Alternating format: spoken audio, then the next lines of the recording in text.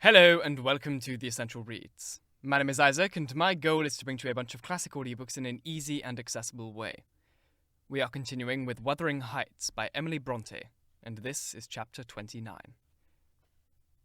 The evening after the funeral, my young lady and I were seated in the library, now musing mournfully, one of us despairingly, on our loss, now venturing conjectures as to the gloomy future.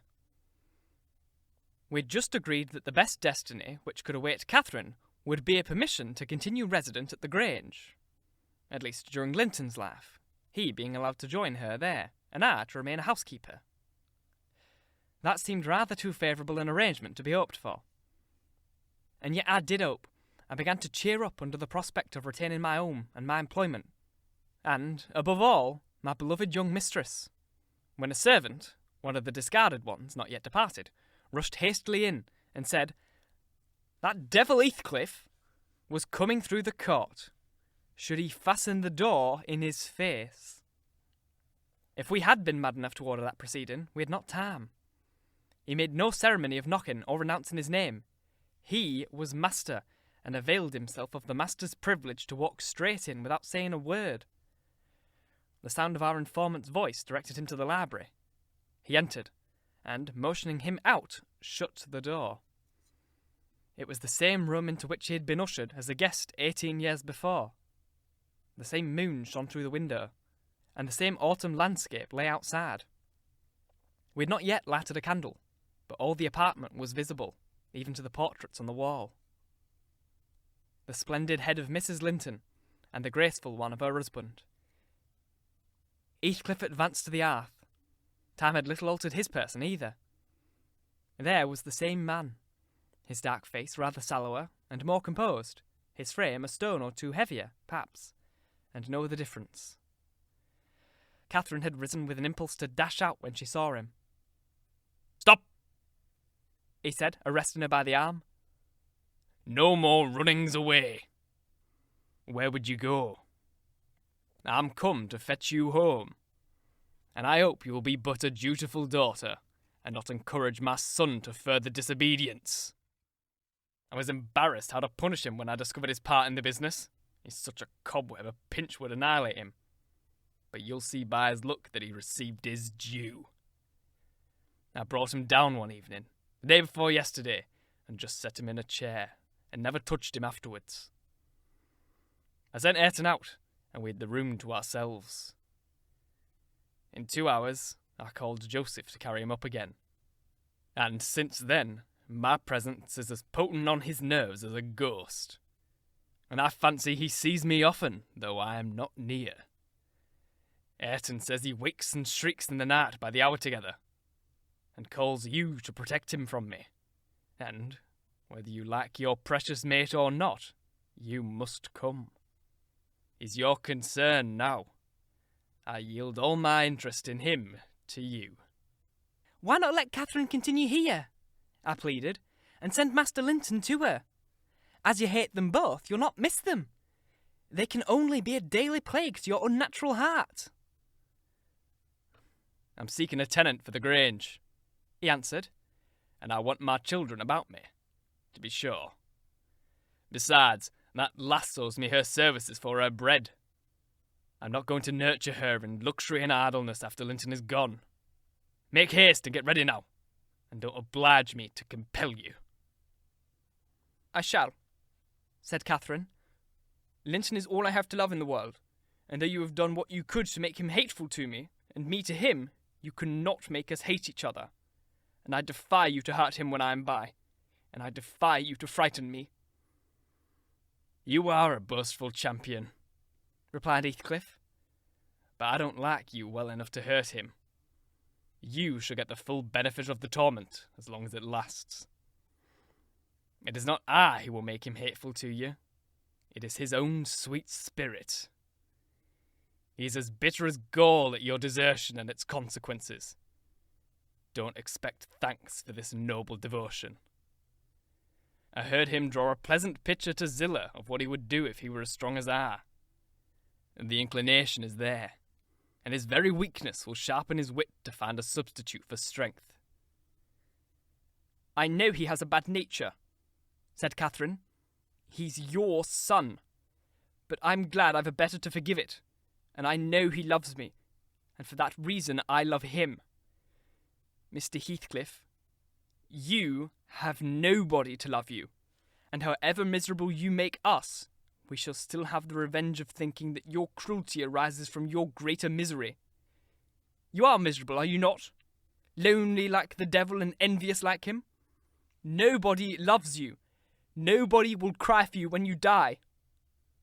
I wouldn't be you. Catherine spoke with a kind of dreary triumph. She seemed to have made up her mind to enter the spirit of her future family and draw pleasure from the griefs of her enemies. You shall be sorry to be yourself presently, said her father-in-law, if you stand there another minute. Begone, witch! Get your things! She scornfully withdrew. In her absence, I began to beg for Zillah's place at the Arts, offering to resign mine to her, but he wouldn't suffer it on no account. He bid me silent, and then, for the first time, allowed himself to glance round the room and look at the pictures. Having studied Mrs. Linton's, he said, I shall have that at home. Not because I need it, but... He turned abruptly to the fire and continued with what, for lack of a better word, I must call a smile. I'll tell you what I did yesterday. I got the sexton, who was digging Linton's grave, to remove the earth off her coffin lid, and I opened it. I thought once I would have stayed there when I saw her face again. It is hers yet. He had hard work to stir me. But he said it would change if the air blew on it, so I struck one side of the coffin loose and covered it up. Not Linton's side, damn him. I wish he'd been soldered in lead. And I bribed the sexton to pull it away when I'm laid there, and slide mine out too. I'll have it made so, and then by the time Mr. Linton gets to us, he'll not know which is which. You were very wicked, Mr. Heathcliff, I exclaimed. Were you not ashamed to disturb the dead? I disturbed nobody, Nelly, he replied, and I gave some ease to myself. I shall be a great deal more comfortable now, and you'll have a better chance of keeping me underground when I get there. Disturbed her? No, she's disturbed me night and day through 18 years incessantly, remorselessly, till yesternight. And yesternight I was tranquil. I dreamt I was sleeping the last sleep by that sleeper, with my heart stopped and my cheek frozen against hers. And if she had been dissolved into earth, or worse, what would you have dreamt of then? I said. Of dissolving with her and being more happy still, he answered. Do you suppose I dread any change of that sort? I expected such a transformation on raising the lid, but I'm better pleased that it should not commence till I share it. Besides, unless I received a distinct impression of her passionless features, that strange feeling would hardly have been removed. It began oddly. You know, I was wild after she died, and eternally, from dawn to dawn, praying for her to return to me, a spirit. I have strong faith in ghosts. I have a conviction that they can and do exist among us. The day she was buried, there came a fall of snow. In the evening, I went to the churchyard. It blew bleak as winter. All around was solitary. I didn't fear that her fool of a husband would wander up the den so late, and no one else had business to bring them there. Being alone and conscious 2 yards of loose dirt was the sole barrier between us, I said to myself, I'll have her in my arms again. If she be cold, I'll think it is this north wind that chills me, and if she be motionless, it is sleep. I got a spade from the tool house and began to delve with all my might. I scraped the coffin. I fell to work with my hands. The wood commenced cracking about the screws. I was on the point of attaining my objective, when it seemed that I heard a sigh from someone above, close to the edge of the grave, and bending down. If I can only get this off, I muttered. I wish they may shovel the earth over us both. And I wrenched more desperately still. There was another sigh close at my ear. I appeared to feel the warm breath of it displacing the sleet-laden wind. I knew no living thing in flesh and blood was by, but as certainly as you perceive the approach of some substantial body in the dark, though it cannot be discerned, so certainly I felt that Cathy was there, not under me, but on the earth, A sudden sense of relief flowed from my heart through every limb. I relinquished my labour of agony and turned consoled at once, unspeakably consoled. Her presence was with me. It remained while I refilled the grave and led me home. You may laugh if you will, but I was sure I could see her there. I was sure she was with me, and I could not help talking with her. Having reached the arts, I rushed eagerly to the door. It was fastened, and I remembered that accursed Earnshaw and my wife opposed my entrance. I remember stopping to kick the breath out of him, and then hurrying upstairs to my room and hers. I looked round impatiently. I felt her by me. I could almost see her, and yet I could not. I ought to have sweat blood then from the anguish of my yearning, from the fervour of my supplication to have but one glimpse. I had not one. She showed herself, as she often was in life, a devil to me. And since then, sometimes more and sometimes less, I've been the sport of that intolerable torture. Infernal. Keeping my nerves at such a stretch that, if they had not resembled catgut, they would long ago have relaxed to the feebleness of Linton's. When I sat in the house with Ayrton, it seemed that going on out, I should meet her. When I walked on the moors, I should meet her coming in. When I went from home, I hastened to return. She must be somewhere at the arts, I was certain. And when I slept in her chamber, I was beaten out of that. I couldn't lie there. For the moment I closed my eyes, she was either outside the window, or sliding back the panels, or entering the room, or even resting her darling head on the same pillow as she did when a child. And I must open my lids to see. And so I opened and closed them 100 times a night, to be always disappointed.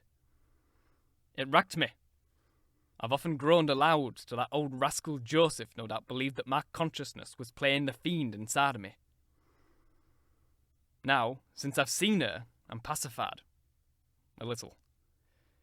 It was a strange way of killing, not by inches, but by fractions of hairbreadths, to beguile me with the spectre of hope through 18 years.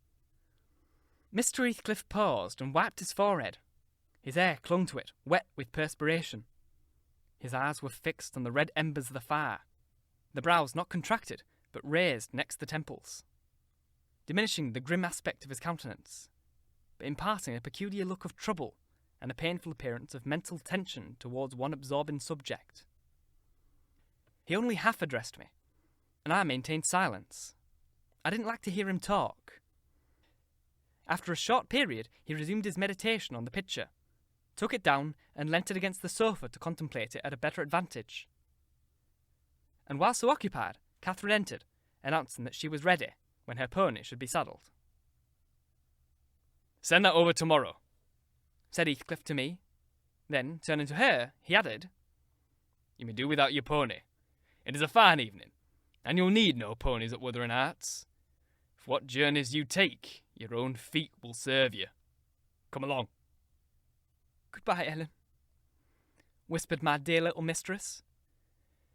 As she kissed me, her lips felt like ice. "Come and see me, Ellen. Don't forget." "Take care you do no such thing, Mrs. Dean," said her new father. "When I wish to speak to you, I'll come here. I want none of your prying at my house." He signed her to proceed with him, and casting back a look that cut my heart, she obeyed. I watched them from the window walk down the garden. Heathcliff fixed Catherine's arm under his, though she disputed the act at first, evidently, and with rapid strides he hurried her into the alley, whose trees concealed them. Thank you so very much for listening. If you'd enjoyed, please like, comment, share, all that jazz, and if you really enjoyed, do subscribe, because there is more to come. My camera's potentially going to die. If you're listening on podcast, please leave a review, as it helps get this in front of as many people as possible, and reading your reviews really makes my day. If you want to support the show, there's a thing on screen and a link in the description box. Bye!